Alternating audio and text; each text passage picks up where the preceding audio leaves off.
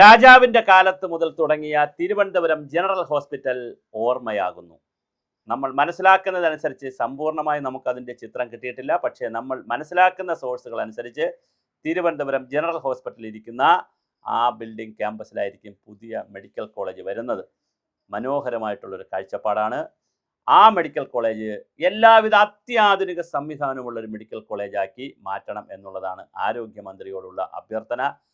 ഭൂഗർഭത്തിൽ സെല്ലാറിൽ നൂറുകണക്കിന് ഒരു 1000 വാഹനമെങ്കിലും ഇടാൻ പറ്റുന്ന രീതിയിൽ 2-3 ലെയറായിട്ട് സെല്ലാർ കംപ്ലീറ്റ് വാഹനം പാർക്ക് ചെയ്യാനുള്ള ഒരേ സമയത്ത് 10, 100, 500, 200, 300 വാഹനം ബൈക്കൊക്കെ കൂടി വരുമ്പോഴാണ് ഞാൻ 1000ൻ്റെ കഥ പറഞ്ഞത്. പാർക്ക് ചെയ്യാൻ കഴിയുന്ന സെല്ലാർ മുഴുവൻ വലിയ പാർക്കിംഗ് ഫെസിലിറ്റി ഉള്ള ഒരു 10-15 നിലയുള്ള വിശാലമായ ഒരു മെഡിക്കൽ കോളേജ്. ചുമ്മാ ഒരു മെഡിക്കൽ കോളേജിന് വേണ്ടി ഒരു മെഡിക്കൽ കോളേജ് പോരാ, അതിൽ അത്യാധുനിക എയിംസ് തന്നില്ലേ വേണ്ട, എയിംസ് ഒക്കെ അവിടെ നിൽക്കട്ടെ. ഇനി പിണറായി വിജയനെ പോലെയുള്ള ഒരാളും അമേരിക്കയിൽ നിന്ന് പോയി ചികിത്സിക്കരുത്. ലോകത്തിലെ ഏറ്റവും വലിയ ചികിത്സാ സമ്പ്രദായം ഈ മെഡിക്കൽ കോളേജിൽ കിട്ടണം. ടെലിമെഡിസിൻ നമുക്കിവിടെ കൊടുക്കാൻ പറ്റതാണ്. അതുപോലെ തന്നെ ഓൺലൈനിലുള്ള മെഡിസിനുകൾ, പിന്നെ ട്രീറ്റ്മെൻറ്റ് രീതികൾ, ഡയഗ്നോസ് ചെയ്യാനുള്ള പരിപാടികൾ നമുക്ക് ചെയ്യാൻ പറ്റും. അതുപോലെ തന്നെ കോഴ്സുകൾ, വളരെ നല്ല ഡിസൈൻ ചെയ്തുള്ള കോഴ്സുകൾ, പിന്നെ സ്പെഷ്യലൈസേഷൻ്റെ ഹാർട്ടിൻ്റെ, ലിവറിൻ്റെ, കിഡ്നിയുടെ, ക്യാൻസറിൻ്റെ പോലുള്ള വളരെ വ്യത്യസ്തമായ ക്യാൻസറിന് ക്യാൻസർ സെൻ്റർ ഉണ്ട്. പക്ഷേ എങ്കിലും പ്രൈമറി കാര്യങ്ങൾ ഐഡൻറ്റിഫൈ ചെയ്യുന്നതിനുള്ള വളരെ കൃത്യമായിട്ടുള്ള ഒരു മൾട്ടി ലെവൽ ബിൽഡിങ്ങുകളൊക്കെ തീർക്കുന്ന ഒരു 10-15 നിലയൊക്കെ ഉള്ള എല്ലാ സ്കാനിങ്ങും, അൾട്രാസൗണ്ട് സ്കാനിങ് ആയാലും CT ആയാലും എല്ലാ സംവിധാനവുമുള്ള ലാബ്, നല്ല ഫാർമസി, നല്ല ക്യാൻറ്റീൻ, മനോഹരമായ ക്യാൻറ്റീൻ. കാശ് കൊടുത്ത ആളുകൾ ഫുഡ് കഴിക്കുമെന്നേ, ചെറിയ വിലയ്ക്ക് കൊടുത്ത ആളുകൾ വാങ്ങിച്ച് കഴിക്കും. അപ്പോൾ ഇന്ദിരാ ക്യാൻറ്റീനൊക്കെ നടത്തുന്നില്ലേ രാജ്യത്ത്, വലിയ നല്ല അടിപൊളി ക്യാൻറ്റീൻ. അതുപോലെ എല്ലാ നിലയിലും മനോഹരമായ രീതിയിലുള്ള വാഷ്റൂമുകൾ, ഒരു 2 എൻഡിലും സ്ത്രീകൾക്കും പുരുഷന്മാരും. തിയേറ്ററിലൊക്കെ കണ്ടിട്ടില്ലേ, എയർപോർട്ടിൽ കണ്ടിട്ടില്ലേ, വളരെ മനോഹരം. പിന്നെ കുട്ടികൾക്ക് MSW കഴിഞ്ഞ കുട്ടികൾ, അതുപോലെ തന്നെ ഫാർമസി പഠിച്ച കുട്ടികൾ, നഴ്സിംഗ് കഴിഞ്ഞ കുട്ടികൾ ഒത്തിരി പേരുണ്ട് നമ്മുടെ രാജ്യത്ത്. അവരെ അപ്രൻറ്റീസ്മാരായിട്ടൊക്കെ നിർമ്മിച്ച് നിയോഗിച്ച് ഓരോ ഫ്ലോറിലും ഫെസിലിറ്റേറ്റർമാരെയൊക്കെ വെച്ച് ഒരു സ്വപ്ന പ്രോജക്റ്റ് ആക്കിയിട്ട് ഇത് എങ്ങനെ നടപ്പിലാക്കാമെന്നുള്ളത് പിന്നെ ആലോചിക്കുക. അവിടെ ഒരു ചക്കട മുക്കട പരിപാടി ചെയ്യാതെ കെ മുരളീധരൻ്റെ ഒരു പ്രസ്റ്റീജ് പ്രൊജക്റ്റായിട്ട് K Karunakaran RCC regional cancer സെൻറ്ററിനെ കുറിച്ച് നമ്മൾ ചിന്തിക്കുമ്പോൾ കരുണാകരൻ്റെ പേര് പറയും നമ്മൾ, കെ കരുണാകരൻ ലീഡറിൻ്റെ. അതുപോലെ രാജീവ് ഗാന്ധി ബയോടെക്നോളജി സെൻറ്ററിനെ കുറിച്ച് നമ്മൾ ചിന്തിക്കുമ്പോൾ ലീഡർ കെ കരുണാകരൻ്റെ പേര് പറയും. അതുപോലെ നേരത്തെ അച്യുതമേനോൻ്റെ പേര് പറയുന്ന CDSും, സെൻറ്റർ ഫോർ ഡെവലപ്മെൻറ്റ് സ്റ്റഡീസും, centre for earth science studies, അത് പിന്നെ കേന്ദ്ര ഗവൺമെൻറ് എടുത്തു. Palode TB botanical garden, NATPAC തുടങ്ങിയ നിരവധി സ്ഥാപനങ്ങൾ അച്യുതമേനോൻ്റെ കാലത്ത് തിരുവനന്തപുരത്ത് തുടങ്ങിയിരുന്നു. അത് കഴിഞ്ഞ് വലിയ മഹത്തായ സ്ഥാപനങ്ങൾ ആരോഗ്യരംഗത്ത് തുടങ്ങിയത് കെ കരുണാകരനാണ്. അത് ബയോടെക്നോളജിയുടെ രംഗത്തായാലും റീജിയണൽ ക്യാൻസർ സെൻറ്റർ തുടങ്ങിയ കാര്യത്തിലും കരുണാകരനൊരു തമ്പ് റൂൾ ഉണ്ടായിരുന്നു, ഒരു ഫിംഗർ ടിപ്പ് ഉണ്ടായിരുന്നു.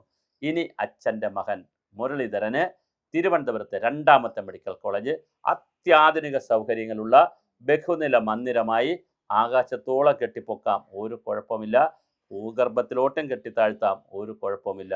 മനോഹരമായ പാർക്കിങ്, അതിമനോഹരമായ ക്യാൻറ്റീനുകൾ, റിഫ്രഷർ റൂമുകൾ, വാഷ്റൂമുകൾ എന്ന് പറയുന്ന കൺസെപ്റ്റിലെ റിഫ്രഷർ റൂമുകൾ, നല്ല ഫാർമസി, കോഴ്സുകൾ, അങ്ങനെ കോൺഫറൻസ് ഹാള്, ഇതെല്ലാം ഒരു 15 നില അങ്ങോട്ട് ലിഫ്റ്റ് അടിച്ചാൽ പോരെ. ഒരു 8-10 ലിഫ്റ്റ് അടിച്ചാൽ തീരാവുന്ന കാര്യമില്ലേ ഉള്ളൂ. 15 നിലയിൽ നോക്കി. ഈ 15ാമത്തെ നിലയിൽ കയറി നിന്നാൽ അതും കൂടി പറഞ്ഞ് അവസാനിപ്പിക്കാം. ഞങ്ങൾ സിംഗപ്പൂർ പോയിരുന്നപ്പോൾ സിംഗപ്പൂരിലെ വളരെ വലിയൊരു ബിൽഡിങ്ങിൻ്റെ മുകൾ ഭാഗം ഗവൺമെൻറ് ഉപയോഗിക്കുന്നത് രസകരമായിട്ടാണ്. അത് സ്വകാര്യ ബിൽഡിങ്ങാണ്, സ്വകാര്യ വ്യക്തിയുടെ ബിൽഡിങ്ങാണ്. ഒരു 10-15 നിലയുണ്ടെന്നോ ബിൽഡിങ്ങാണ്. അതിൻ്റെ ഏറ്റവും മുകളിലത്തെ നിലയിലെ ടെറസ് ഗവൺമെൻറ് എടുത്തിട്ടുണ്ട്, സിംഗപ്പൂർ ഗവൺമെൻറ്റിന് കൊടുത്തിട്ടുണ്ട്. ആ ടെറസിൻ്റെ ലീസിന് കൊടുത്തിരിക്കുകയാണ്, ദീർഘകാലം കൊടുക്കും. അവിടെ കയറിയാൽ സെൽഫി എടുക്കാം, നഗരം കാണാം, മലേഷ്യയുടെയും സിംഗപ്പൂരിൻ്റെ ഭാഗങ്ങൾ കാണാം.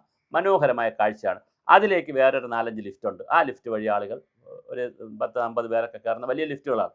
അതിനകത്ത് കയറി കഴിഞ്ഞാൽ മുകളിൽ കയറി, അപ്പോൾ ടൂറിസ്റ്റുകൾ അവിടെ പോകുന്നു. അങ്ങനെ ഒരു 15 നില അല്ലെങ്കിൽ 10 നില അല്ലെങ്കിൽ 15 നിലയുള്ള അതിമനോഹരമായ ഒരു ക്യാമ്പസ് ജനറൽ ഹോസ്പിറ്റലിൽ വരുന്നു.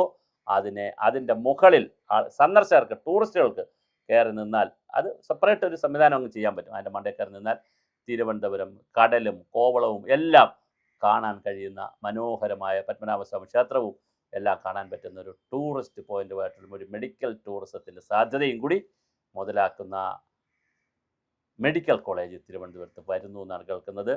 ഇത് കെ മുരളീധരൻ്റെ ഒരു മാസ്റ്റർ പീസായിട്ട് വരട്ടെ. ഇത് PPP ആയിട്ട് ചെയ്താൽ പണവും കിട്ടും ധാരാളം. ജനങ്ങളെ കയ്യിൽ പണമുണ്ട്, ആ പണം ഷെയറായി തന്നെ മേടിക്കണം. ഷെയറായി മേടിച്ച് അത് ഉപയോഗിപ്പിക്കണം. അത് പിന്നെ ഇപ്പോൾ പല കാര്യങ്ങളും നടത്തുക, ക്യാൻറ്റീൻ നടത്തുക, റിഫ്രഷ് റൂം നടത്തുക, അങ്ങനെ പല കാര്യങ്ങൾ ചെയ്യാൻ പിന്നെ കുറേ അധികം കാര്യങ്ങൾ ചെയ്യുന്നതിനുള്ള സാധ്യത ഉണ്ട്. അതുപോലെ തന്നെ ഒരു മെഡിക്കൽ മ്യൂസിയവും അതിനകത്ത് ചിന്തിക്കുക. മെഡിക്കൽ കോളേജിൽ മെഡിക്കൽ കോളേജിൽ ഒരു മെഡിക്കൽ മ്യൂസിയം വരട്ടെ.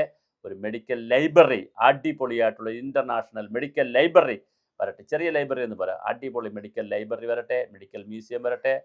അടിപൊളി കോഴ്സുകൾ വരട്ടെ. പുതിയ കോഴ്സുകൾ, പാരാമെഡിക്കലിൻ്റെ, ഫാർമസ്യൂട്ടിക്കൽസിൻ്റെ പുതിയ കോഴ്സുകൾ, ഈ വീട്ടിലുള്ള വയസ്സായവരെ പരിചരിക്കുന്നത്, കുട്ടികളെ പരിചരിക്കുന്നതിനൊക്കെയുള്ള പുതിയ കോഴ്സുകൾ ഡെവലപ്പ് ചെയ്തുകൊണ്ടുള്ള മനോഹരമായ ഒരു മെഡിക്കൽ കോളേജ് തിരുവനന്തപുരത്ത് വരട്ടെ. കെ മുരളീധരൻ അതിൻ്റെ അംബാസഡറായി തന്നെ നിൽക്കട്ടെ. ഭാവിയിൽ കേരളത്തിൻ്റെ ഏറ്റവും വലിയ ഒരു ലാൻഡ്മാർക്കായി ജനറൽ ഹോസ്പിറ്റലിൽ വരാൻ പോകുന്ന മെഡിക്കൽ കോളേജ് മാറട്ടെ.